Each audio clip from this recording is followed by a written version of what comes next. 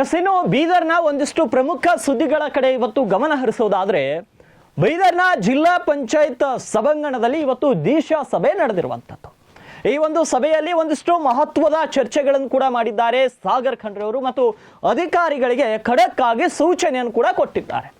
ಇವತ್ತಿನ ದೀಕ್ಷಾ ಸಭೆಯಲ್ಲಿ ಸಾಗರ್ ಖಂಡ್ರೆ ಅವರು ಆಹಾರ ಸುರಕ್ಷತೆ ಬಗ್ಗೆ ಇರಬಹುದು, ಜಾನುವಾರುಗಳ ಸುರಕ್ಷತೆ, ಆರೋಗ್ಯ ವಿಮೆ, ಒಂದಿಷ್ಟು ಒಳ್ಳೆಯ ವಿಚಾರಗಳನ್ನ ಸಾಗರ್ ಖಂಡ್ರೆ ಪ್ರಸ್ತಾಪವನ್ನ ಮಾಡಿದ್ರು. ಅಧಿಕಾರಿಗಳಿಗೆ ಕ್ಲಾಸ್ ತೆಗೆದುಕೊಂಡ್ರು ಮತ್ತು ಒಳ್ಳೆಯ ರೀತಿಯ ಕೆಲಸ ಮಾಡಿದಂತ ಅಧಿಕಾರಿಗಳಿಗೆ ಪ್ರಶಂಸೆಯನ್ನು ಕೂಡ ವ್ಯಕ್ತಪಡಿಸಿದ್ದಾರೆ. ಇದಕ್ಕೂ ಮೊದಲು ನಾವು ಒಂದಿಷ್ಟು ರಾಜಕೀಯದ ಬಗ್ಗೆ ಮಾತನಾಡುವುದಾದ್ರೆ, ಇವತ್ತು ಬೀದರ್ ನಗರದಲ್ಲಿ ಸಾಗರ್ ಖಂಡ್ರೆ ಇನ್ನು ಬೀದರ್ ರಾಜಕೀಯದ ಭಿನ್ನಮತದ ಸ್ಫೋಟ ಮತ್ತು ಸಿಎಂ ಅವರನ್ನ ದೆಹಲಿ ರಾಜಕಾರಣಕ್ಕೆ ಶಿಫ್ಟ್ ಮಾಡುವ ವಿಚಾರವಾಗಿ ಒಂದಿಷ್ಟು ಮಾತನ್ನ ಆಡಿದ್ದಾರೆ.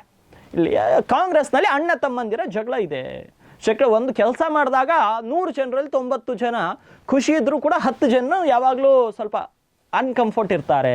ಹಾಗಾಗಿ ಏನೋ ಒಂದು ನಡೆದಿದೆ, ಅದನ್ನ ನಮ್ಮ ಹೈಕಮಾಂಡ್ ನಾಯಕರು ಬಗೆಹರಿಸ್ತಾರೆ ಅಂತ ಹೇಳ್ತಾರೆ. ಸಾಗರ್ ಖಂಡ್ರೆ ಈ ಒಂದು ಬೀದರ್ ರಾಜಕಾರಣದ ಬಗ್ಗೆ ಏನು ಹೇಳಿದ್ದಾರೆ ಒಂದ್ಸಲ ಕ್ವಿಕ್ ಆಗಿ ನೋಡ್ಕೊಂಡು ಬನ್ನಿ.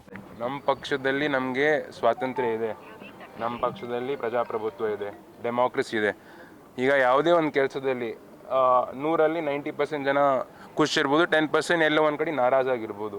ಈಗ ಒಂದೇ ಪರಿವಾರದಲ್ಲಿ ನೀವು ನೋಡ್ಬೋದು, ಅಣ್ಣ ತಮ್ಮಂದಿರು ಯಾವಾಗಲೂ ಏನಾದರೂ ಒಂದು ಸಮಸ್ಯೆಯಿಂದ ಜಗಳ ಆಡ್ಕೋತಾ ಇರ್ಬೋದು. ಇದನ್ನು ಕೂಡ ಇದೇ ರೀತಿಯಲ್ಲಿದೆ. ಅವರು ಕೂಡ ಅಣ್ಣ ತಮ್ಮಂದಿರಪ್ಲೇನೇ ಇದ್ದಾರೆ. ಆದರೆ ಯಾವುದೇ ರೀತಿಯಲ್ಲಿ ಅವರಿಗೆ ಒಂದು ಸಮಸ್ಯೆ ಆಗಿರ್ಬೋದು, ಅದಕ್ಕೆ ಅವರು ದೂರು ಕೊಟ್ಟಿದ್ದಾರೆ. ಆದರೆ ನಮ್ಮ ಪಕ್ಷ ವತಿಯಿಂದ ಅವರು ಏನೇ ಒಂದು ಸಮಸ್ಯೆ ಇದ್ರೂ ಕೂಡ ನಮ್ಮ ವರಿಷ್ಠರು, ನಮ್ಮ ಹೈಕಮಾಂಡ್ದವರು ಅದು ಸಾಲ್ವ್ ಮಾಡ್ತಾರೆ. ಏನೂ ಚೇಂಜ್ ಆಗಿಲ್ಲ. ನಾವು ಈಗಲೂ ಕೂಡ ನಾವೆಲ್ಲ ನಮ್ಮ ಪಕ್ಷದ ಮುಖಂಡರು, ಎಲ್ಲ ಕಾರ್ಯಕರ್ತರು ಎಲ್ಲರೂ ಈಗಲೂ ಕೂಡ ನಾವೆಲ್ಲರೂ ಒಗ್ಗಟ್ಟಾಗಿಯೇ ಇದ್ದೀವಿ. ಎಸ್, ಕೇಳಿದ್ರಲ್ಲ, ಇದು ಸಾಗರ್ ಖಂಡ್ರೆ ಅವರ ಅಭಿಪ್ರಾಯ. ಇನ್ನು ಕೆಡಿಪಿ ಸಭೆಯಲ್ಲಿ ಇವತ್ತು ಸಾಕಷ್ಟು ಮಹತ್ವದ ಚರ್ಚೆಗಳನ್ನು ಕೂಡ ಮಾಡಿದ್ದಾರೆ. ಅದಕ್ಕೂ ಮೊದಲು ಮಾಧ್ಯಮಗಳ ಜೊತೆ ಮಾತನಾಡುವಂತಹ ಸಂದರ್ಭದಲ್ಲಿ ಹೇಳಿದ್ದಾರೆ ಈ ಒಂದು ವಿಮೆಯ ಬಗ್ಗೆ. ರೈತರು ಎಲ್ಲರೂ ಕೂಡ ವಿಮೆಯನ್ನು ಮಾಡಿಸ್ಕೊಳ್ಳಿ, ವಿಮೆಯ ಕುರಿತು ಜಾಗೃತಿಯನ್ನು, ರೈತರಿಗೆ ಅತಿವೃಷ್ಟಿ, ಅನಾವೃಷ್ಟಿ, ಬೆಳೆ ನಾಶ ಈ ಸಂದರ್ಭದಲ್ಲಿ ವಿಮೆ ಹೆಲ್ಪ್ ಆಗುತ್ತೆ ಅಂತ ವಾಹನಗಳಿಗೆ 5 ವಾಹನಗಳಿಗೆ ಇವತ್ತು ಸಾಗರ್ ಖಂಡ್ರೆ ಅವರು ಚಾಲನೆಯನ್ನು ಕೊಟ್ಟಿರುವಂಥದ್ದು ಜಿಲ್ಲಾ ಪಂಚಾಯತ್ನ ಆವರಣದಲ್ಲಿ 5 ವಾಹನಗಳಿಗೆ. ಇದೇ ವೇಳೆ ಕೃಷಿ ಇಲಾಖೆಯ ಜಂಟಿ ನಿರ್ದೇಶಕಿ ಅವರಿದ್ದರು, ಸಿಇಒ ಬೀದರ್ನ ಜಿಲ್ಲಾ ಪಂಚಾಯತ್ನ ಮುಖ್ಯ ಕಾರ್ಯನಿರ್ವಾಹಕ ಅಧಿಕಾರಿಗಳಿದ್ರು. ಇವರೆಲ್ಲರ ಒಂದು ಸಮ್ಮುಖದಲ್ಲಿಯೇ ಈ ಒಂದು ವಾಹನಗಳಿಗೆ ಚಾಲನೆಯನ್ನು ಕೊಟ್ಟಿರುವಂಥದ್ದು. ಹಾಗಾಗಿ ಸಾಗರ್ ಖಂಡ್ರೆ ಈ ಇನ್ಸೂರೆನ್ಸ್ನ ಬಗ್ಗೆ ಕೆಲವೊಂದಿಷ್ಟು ಅಪಸ್ವರಗಳು ಕೇಳಿ ಬಂದಾಗ, ಇಲ್ಲ ರೈತರಿಗೆ ಸಮಸ್ಯೆ ಆದರೆ, ರೈತರಿಗೆ ಅದರಿಂದ ಏನಾದ್ರು ತೊಂದರೆ ಆದರೆ ಅವ್ರ ವಿರುದ್ಧ ನಾವು ಕ್ರಮ ಕೈಗೊಳ್ತೀವಿ. ಕೇಂದ್ರದ ಕೃಷಿ ಸಚಿವರಾಗಿರುವಂಥ ಶಿವರಾಜ್ ಚೌಹಾಣ್ ಅವರನ್ನ ಮುಂದಿನ ನಾನು ಅಧಿವೇಶನಕ್ಕೆ ಹೋದಾಗ ಅವ್ರನ್ನ ಭೇಟಿಯಾಗಿ ಈ ಸಮಸ್ಯೆಯನ್ನು ಬಗೆಹರಿಸುವುದಾಗಿ ಸಾಗರ್ ಖಂಡ್ರೆ ಆಶ್ವಾಸನೆಯನ್ನು ಕೊಟ್ಟಿದ್ದಾರೆ. ಹಾಗಾದ್ರೆ ಸಾಗರ್ ಖಂಡ್ರೆ ಏನು ಹೇಳಿದ್ದಾರೆ ಒಂದ್ಸಲ ಕ್ವಿಕ್ ಆಗಿ ಕೇಳಿಸ್ಕೊಳ್ಳಿ. ಫ್ರಾಡ್ ಕಂಪ್ನಿದ ರೈತರು ಮೋಸ ಮಾಡ್ತಾರೆ. ಇವಾಗ ತುಂಬ ಕಂಪ್ನಿ ವಿಮೆ ಮಾಡೋಕೆ ಇದಕ್ಕೆ ಈಗಾಗಲೇ ನಾನು ಹೇಳಿದ್ದೀನಿ. ಈಗ ರೈತರಿಗೆ ಏನಾದರೂ ಒಂದು ಇನ್ಶೂರೆನ್ಸ್ ಸಮಸ್ಯೆ ಇತ್ತು ಅಂತಂದರೆ ಈಗಾಗಲೇ ನಮಗೆ ಭಾಳಷ್ಟು ದೂರುಗಳು ಬಂದಿದ್ದಾವೆ. ನಾವೆಲ್ಲನೂ ಅದನ್ನು ಸ್ಟಡಿ ಮಾಡ್ತಿದ್ವಿ. ಬರೀ 1 ವರ್ಷ ಆಗಿದೆ. ಆದರೆ ಇದು ಕಂಟಿನ್ಯೂ ಆಯಿತು ಅಂತಂದರೆ ಈಗೇನು 21ನೇ ತಾರೀಕಿಗೆ ನಮ್ಮ ಸೆಷನ್ ಪ್ರಾರಂಭ ಆಗ್ತಾ ಇದೆ. 21ನೇ ತಾರೀಕಿಗೆ ನಾನು ಅಗ್ರಿಕಲ್ಚರ್ ಮಿನಿಸ್ಟ್ರಿಗೆ ನಾನು ಹೋಗಿ ಭೇಟಿ ಮಾಡ್ತೀನಿ, ನಮ್ಮ ಶಿವರಾಜ್ ಸಿಂಗ್ ಚೌಹಾಣ್ ಸರ್ ಅವರಿಗೆ. ಇದೇ ರೀತಿ ಸಮಸ್ಯೆ ಕಂಟಿನ್ಯೂ ಆಯ್ತು ಅಂದರೆ ಕಂಪ್ನಿ ನಾವು ಚೇಂಜ್ ಮಾಡ್ತೀವಿ ಅಂತ ನಾನು ಹೇಳ್ತೀನಿ. ದೊಡ್ಡ ಆರೋಪ ಮಾಡಿದ್ರು ಈಶ್ವರ್ ಖಂಡ್ರೆ ಅವರು, MP ಹೋಗೋರು ಇದ್ದಾರೆ ಸರ್. ಮತ್ತೆ ಇದೇ ಕಂಪ್ನಿ ಕೊಡ್ತಾರೆ ಸರ್. ಈಗ ನಾನು ಅದೇ ಹೇಳ್ತಾ ಇದ್ದೀನಿ, ಇದು ಕಂಟಿನ್ಯೂ ಆಯಿತು ಅಂತಂದರೆ, ಸಮಸ್ಯೆ ಇತ್ತು ಅಂತಂದರೆ ಆವಾಗ ಸಮಸ್ಯೆ ಇತ್ತು. ಈಗಲೂ ಕೂಡ ಸಮಸ್ಯೆ ಕಂಟಿನ್ಯೂ ಆಯಿತು ಅಂತಂದರೆ ನಾನು ಅದೇ ಹೇಳ್ತಾ ಇದ್ದೀನಿ. ಈಗ ಮುಂಬರುವ ಈಗ ನಮ್ದೇನು ಮಾನ್ಸೂನ್ ಸೆಷನ್ ಇದೆ, ಇದರಲ್ಲಿ ನಮ್ಮ ಅಗ್ರಿಕಲ್ಚರ್ ಮಿನಿಸ್ಟರ್ ಆದ ಶಿವರಾಜ್ ಸಿಂಗ್ ಚೌಹಾಣ್ ಸರ್ ಅವ್ರಿಗೆ ನಾನು ಭೇಟಿ ಮಾಡಿ ಅವ್ರಿಗೆ ಹೇಳ್ತೀನಿ, ಈ ಕಂಪ್ನಿದು ಏನಾದರೂ ಸಮಸ್ಯೆ ಇತ್ತು ಅಂದರೆ ನಾವು ಈಗಾಗಲೇ ಭಾಳಷ್ಟು ಏನು ಇನ್ಶೂರೆನ್ಸ್ ಸಮಸ್ಯೆಗಳಿದಾವೆ, ನಮಗೆಲ್ಲ ದೂರುಗಳು ಬಂದಾವೆ, ಅವೆಲ್ಲ ನಾವು ಸ್ಟಡಿ ಮಾಡ್ತೇವೆ. ಅದಕ್ಕೆ ಸ್ವಲ್ಪ ಸಮಯ ಬೇಕು.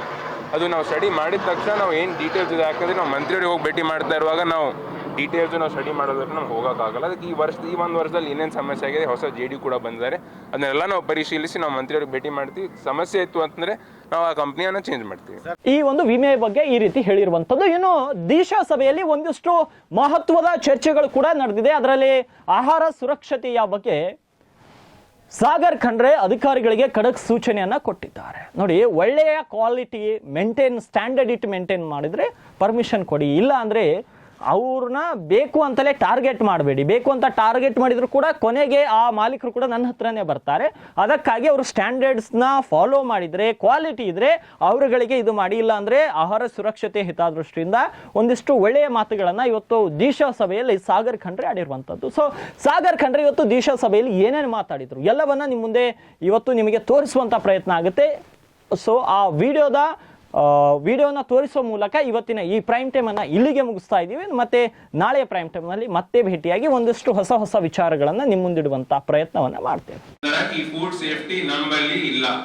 ಅದಕ್ಕ ಈಗ ಬೇರೆ ಕಡೆ ನೀವು ಮಾಡೆಲ್ ಆಗಿ ತಗೋರಿ, ಈಗ ನೀವು ಮನ್ಸ್ ಕೊಟ್ಟಿ ತಗೋರಿ. ಬೇರೆ ಕಡೆ ಎಲ್ಲ ಫುಡ್ ಸೇಫ್ಟಿ ಎಷ್ಟು ಸ್ಟ್ರಿಕ್ಟ್ ಆಗಿ ಅವ್ರು ಇಂಪ್ಲಿಮೆಂಟ್ ಮಾಡ್ತಾರ, ಇಲ್ಲಿ ಕರೆಕ್ಟ್ ಆಗಿ ಇಂಪ್ಲಿಮೆಂಟ್ ಆಗ್ತಾ ಇಲ್ಲ. ನೀವು ಸರಿಯಾಗಿ ನೀವು ಕ್ಲೀನ್ ಮಾಡಿ ರಚನೆ ಮಾಡಿ ಎಲ್ಲಾ ಕಡೆ, ಬರೀ ಒಂದ್ ಕಡೆ ಅಷ್ಟೇ ಅಲ್ಲ, ಇಡೀ ಎಲ್ಲಾ ನಮ್ಮ ಜಿಲ್ಲೆಯಲ್ಲಿ ಎಲ್ಲಾ ಕಡೆ ನೀವು ಹೋಗಿ ಫುಡ್ ಸೇಫ್ಟಿ ಸಲಕಿಂದು ನೀವು ಗಮನ ನೀವು ಹರಿಸಿ ಅದ್ರ ಮೇಲೆ ನೀವು ಆಕ್ಷನ್ ತಗೋಬೇಕು, ಹೇಳ್ಬೇಕು, ಅವ್ರಿಗೆ ನೀವು ಕನ್ವಿನ್ಸ್ ಮಾಡ್ಬೇಕು. ಯಾರ್ಯಾರು ಮಾಡ್ಲತ್ತಾರ ಅವರಿಗೂ ನಾವು ಹೊಟ್ಟೆ ಮೇಲೆ ಹೊಡೆದ್ ನಮ್ಗೇನ್ ಉದ್ದೇಶ ಇಲ್ಲ. ಅದೇ ನೀವು ಅವ್ರಿಗೆ ಹೋಗಿ ನೀವು ಕನ್ವಿನ್ಸ್ ಮಾಡ್ಬೇಕು, ಈ ತರ ಆಗ್ತಾ ಇದೆ, ಇದರ ಹಾರ್ಟ್ ಅಟ್ಯಾಕ್ ಜಾಸ್ತಿ ಆಗ್ತದೆ ಅಂತ ನೀವು ಹೋಗಿ ಕನ್ವಿನ್ಸ್ ಮಾಡಿ ಅದ್ರ ಚೇಂಜಸ್ ಮಾಡ್ಬೇಕು. ಏನ್ ಆಯಿಲ್ ಯೂಸ್ ಮಾಡ್ತಾರೆ, ಏನ್ ಆಯಿಲ್ ಯೂಸ್ ಮಾಡೋದು ಎಲ್ರಿಗೂ ಗೊತ್ತು, ಯಾವ ರೀತಿ ಆಯಿಲ್ ಯೂಸ್ ಮಾಡ್ತಾರೆ. ಇದ್ರ ಸಲಕಿನೇ ಕೊಲೆಸ್ಟ್ರಾಲ್ ಜಾಸ್ತಿ ಆಗುತ್ತೆ, ಇದ್ರ ಸಲಕಿನೇ ಹಾರ್ಟ್ ಅಟ್ಯಾಕ್ ಜಾಸ್ತಿ ಆಗುತ್ತೆ. ಮತ್ತೆ ಬೇರೆ ಯಾವ್ದು ಕಾರಣ ಇಲ್ಲ. ಆಮೇಲೆ ಆಕ್ಷನ್ ತಗೋರಿ, ಅವ್ರಿಗೆ ಹೇಳ್ರಿ, ಕೌನ್ಸಿಲಿಂಗ್ ಮಾಡ್ರಿ, ಹೇಳ್ರಿ ನೀವು ಈ ರೀತಿ ಫೇಕ್ ನೀವು ಮಾಡ್ಲಾಕ್ ಹೋಗ್ಬೇಡ್ರಿ, ಎಲ್ಲ ಒರಿಜಿನಲ್ ಇರ್ಬೇಕಂತ ಹೇಳ್ರಿ ಮಾಡಿ. ರೈಟಿಂಗ್ ಆಗಿ ರಿಪೋರ್ಟ್ ಕೊಡ್ರಿ. ಈಗ ನೀವೇನ್ 2 months ಮುಂಚೆ ನೀವು ಏನ್ ಇನ್ಸ್ಪೆಕ್ಷನ್ ಮಾಡಿದ್ರ ಅದನ್ನು ಕೊಡ್ರಿ. ಎಷ್ಟು ಜನ ಇದೆ ನಿಮ್ಮ ಹತ್ರ ಆಫೀಸರ್ಸ್? ತಾಲೂಕಾ ಮಟ್ಟದಲ್ಲಿ ಯಾರು ಇಲ್ಲ. ನೀವು ಡೈಲಿ ನೀವು ವಿಸಿಟ್ ಮಾಡ್ತೀರಿ? ಡೈಲಿ ವಿಸಿಟ್ ಮಾಡ್ತೀರಿ?